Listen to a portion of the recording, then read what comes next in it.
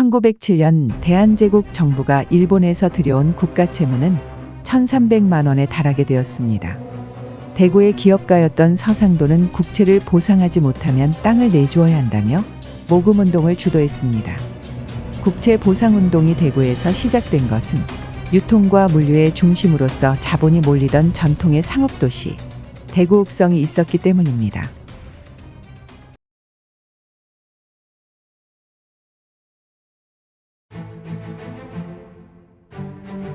대구는 지난해 국가 중 하나인 다벌국에서 시작된 것으로 알려져 있습니다. 이후 달구벌, 달벌 등의 지명이 나타나고 있으며 모두 큰 벌판이라는 의미를 담고 있었습니다. 이후 신라 경덕왕의 한화정책으로 대구로 음차가 되어 불리기 시작합니다. 고대와 중세 초기 역사에서 대구는 크게 주목받지 못했습니다. 고대에는 서라벌을 지키는 외곽 지역이었으며 신라 하대에 이르러 호족 세력이 독립하게 되면서 전쟁의 위협이 있었기 때문입니다. 고려가 후백제에게 패배하게 된 공산전투도 대구에서 진행되었습니다. 팔공사는 8명의 장군이 전사했다는 의미로 붙여진 이름입니다. 고려군이 패배하고 태조 왕건이 퇴각하는 과정에서 무태, 영경, 파군제, 지묘, 반야월, 안심, 안지랑 등의 동네 이름이 유래되었습니다. 고려가 통일국가를 이루게 되자 점차 이 지역은 안정되었습니다. 조선시대에 이르러 조은선을 활용한 국가 수운이 발달하고 서울과 동네를 잇는 영남대로의 중심지역이 되자 대구는 주변 지역을 흡수하는 상권이 형성되기 시작했고 그 결과 조선 중기에 이르러 경상도의 이름이 되었던 경주와 상주보다 더 큰 도시로 성장하게 됩니다. 그리고 1590년 전운이 감지되자 최초로 대구읍성이 설치됩니다. 지금의 도청 역할을 했던 경상감령은 원래 경주에 있었습니다. 그러나 조선 초부터 경상도가 너무 크다는 의견이 제시되어 경상도를 낙동강을 기준으로 경상좌도와 경상우도로 나누고 경상좌도는 경주목사가, 경상우도는 상주목사가 관할하기로 합니다. 그러나 여러 혼란들이 발생하여 다시 경상도로 합쳐지고 또 나눠지고 합쳐지는 과정이 수차례 반복되었습니다. 경상가명이 대구 지역으로 이전된 것은 임진왜란 시기인 1594년 명나라 장군인 유정이 주둔하면서 시작되었습니다. 이후 달성 내부로 이전된 가명은 정착되는 것처럼 보였습니다. 그러나 정유재란이 발발하자 대구 일대는 파괴되었고 가명은 안동으로 잠시 이전하게 됩니다. 1598년 7년간의 전쟁이 끝나게 되자 파괴된 도시를 재건하게 됩니다. 그리고 경상감령을 도시의 중심지에 배치하는 등 복합 기능을 가진 행정의 중심 도시로 계획하기로 합니다. 대구읍성은 사대문과 이소문이 있었던 큰 규모였습니다. 남문인 영남제일관과 객사를 연결하는 가로인 종로가 중심축이 되며 형성되었습니다. 객사의 좌측에는 경상감령이 자리 잡았습니다. 지금은 선화당과 징청강만이 자리를 지키고 있지만 꽤 넓은 면적의 수많은 건축물들이 자리 잡았을 것으로 파악되고 있습니다. 정문인 관풍로와 내산문을 지나 선화당에 진입하는 동선이었습니다. 경상감사의 집무실인 선화당을 중심으로 행정을 담당하는 각 부속 건축물들이 배치된 형태였습니다. 객사의 우측은 대구부의 관아가 자리 잡고 있었습니다. 가명은 병영의 역할을 함께 수행했습니다. 경상가명의 동측에 중령이 배치되어 있었으며 남측의 남영, 동문 근처의 진영과 북측의 화약창고, 감옥이 배치되어 있던 흔적이 남아 있습니다. 영남의 행정 중심으로 설계된 대구읍성은 전쟁으로 인한 피해를 회복하면서 다시 성장하게 됩니다.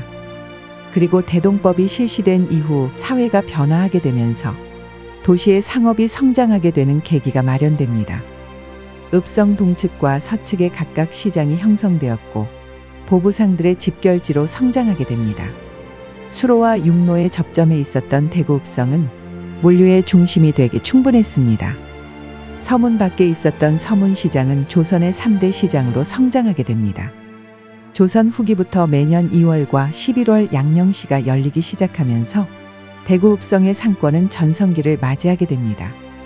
대구와 인접한 지역은 한약재의 주산지로서 많은 물량이 집결할 수 있었습니다. 당시에는 약재를 취급했던 특화거리가 따로 있지 않았습니다. 정기적으로 열리던 서문시장과 동문시장 등에서 일부 품목으로 약재를 지속해서 취급해왔고, 양령시는 객사 일대에서 개최되었다고 알려져 있습니다. 그러나 양령시의 규모가 커지자 종로 일대로 확장하게 되고, 동문과 서문 일대까지 노점들이 즐비했을 것으로 추정됩니다.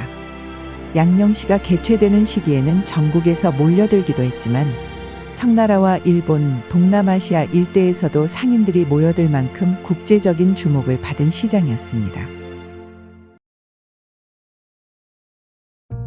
러일전쟁 이후 일본의 내정 간섭이 심해지면서 국채를 들여올 것을 강요받았습니다. 1907년 대한제국의 국채가 1,300만 원에 이르게 되자 파산 위험이 발생했습니다. 광문사의 부사장이었던 서상도는 나라 빚을 갚지 못하면 땅이라도 내줄 수밖에 없다며 모금운동을 제안합니다.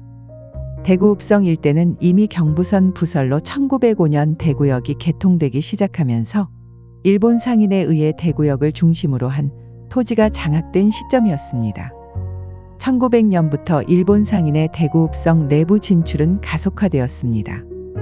일본인들은 대구읍성 내부로 상권을 확장하기 위해 읍성을 파괴할 필요가 있었습니다. 그러자 대구 군수였던 친일파 박중양은 새로운 것을 만든다는 명목으로 읍성을 파괴하기 시작합니다. 외부와 내부의 경계였던 읍성은 도로가 되었고, 일본의 상권은 대구읍성 내부로 침입하기 시작합니다. 객사가 헐리면서 도로가 확장되어 통과하게 되었고, 대구역에서 읍성을 관통하는 중앙로가 신설되기 시작합니다. 대구읍성의 북측 지역부터 서서히 일본인들의 자본으로 넘어가게 되자 양령시 또한 남측으로 이동할 수밖에 없었습니다. 나라 빚을 갚지 못하면 땅이라도 내줄 수밖에 없다는 것은 기우가 아니었던 것입니다. 광문사의 사장이었던 김광재도 자신이 먼저 모금에 동참하고 임원진들에게 기부할 것을 제안하며 국채보상운동이 시작됩니다. 서상도는 언론을 활용하여 국채보상운동의 취지를 알리는 데 성공하게 됩니다. 대구에서 시작된 국채보상운동은 대구의 상인들이 적극 지지하며 동참했습니다. 그리고 전국으로 확산되자 여성들이 주도적으로 운동에 동참했습니다. 그러나 국채보상운동은 사법권을 가지고 있었던 일본이 운동의 주도자를 집요하게 구속수사를 하는 등 지속적인 방해를 하자 실패하게 됩니다. 국채보상운동은 실패하고 일본에게 주권을 빼앗기는 상황이 발생하였습니다.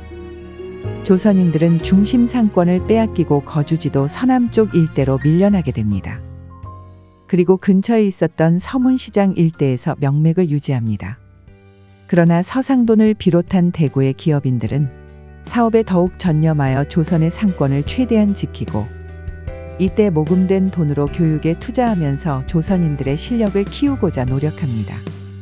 1938년 호암 이병철 또한 마산에서 시작한 사업에 실패를 하고 서문시장 일대에서 삼성상회를 창업하게 됩니다.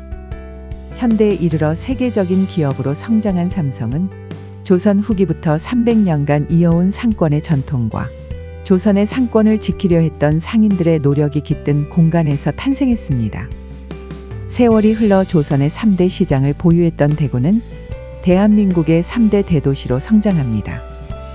그러나 2000년대로 접어들면서 섬유산업을 중심으로 한 경공업이 쇠퇴하고 수도권 집중이 심화된 결과 인천의 3대 도시의 타이틀을 내줄 수밖에 없었습니다. 그러나 원래 대구읍성은 사회 변화를 빠르게 인식하고 행동하는 사람들을 품은 공간이었습니다. 산업공상으로 대표되는 조선사회의 편견과는 달리 대규모 상권을 조성하면서 자본을 형성하는 공간이기도 했습니다. 불의에 유연하게 대하려는 현명함을 보이기도 했으며 또 다른 사회의 혁신을 주도하기도 했습니다.